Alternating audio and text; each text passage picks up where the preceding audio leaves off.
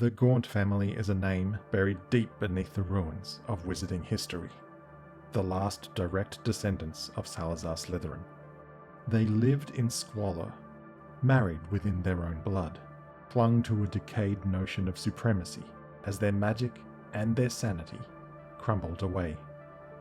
From their line would one day come Lord Voldemort, but long before his birth there was another Gaunt, a boy who tried to turn his back on everything his name demanded.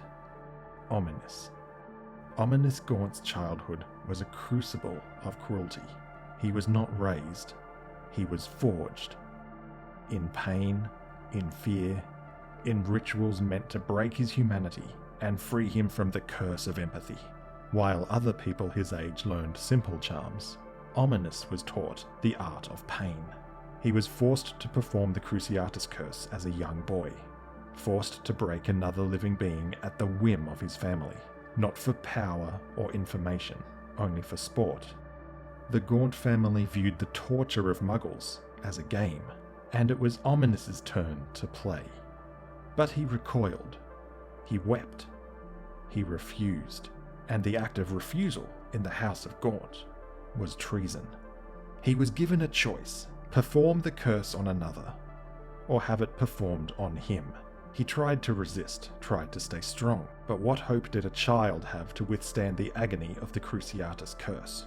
After his own family tortured him for his defiance, they told him, once again, to choose.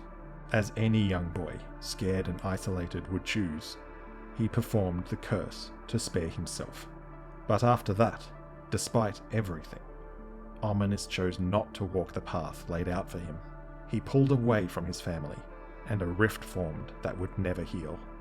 He rejected the rights of his ancestors. He despised the legacy of cruelty they cherished. He turned his back on the blood he was born to honor. Others like Ominis have existed, people born into wicked bloodlines but chose a path of their own. Sirius Black would one day leave the legacy of his family behind, and his name would be scorched from the family tree. Sirius's defiance was celebrated. Ominis' defiance was met with silence. It was not loud or dramatic when Ominis pulled away from his legacy. It was only a quiet resistance, which was followed by a quiet disappearance. By the summer of 1925, the Gaunt family had withered to just 3 names: Marvolo, Morphin, and Merope. Ominis was gone. There are no records of his death, no grave to visit, no known descendants to carry his memory forward. Perhaps he died young, perhaps he was driven mad by the ghosts of his bloodline, or perhaps he changed his name, a final act to break the legacy he was ashamed to have.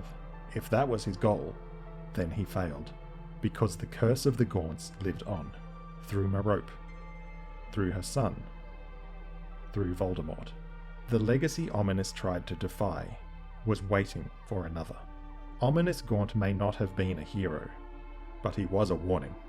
He was a boy who saw the darkness for what it truly was, and learned that seeing it is not enough. Fighting it is not enough. Sometimes blood wins. He tried to break the chain of his legacy, but monsters do not fear defiance. They simply wait for the last light to go out.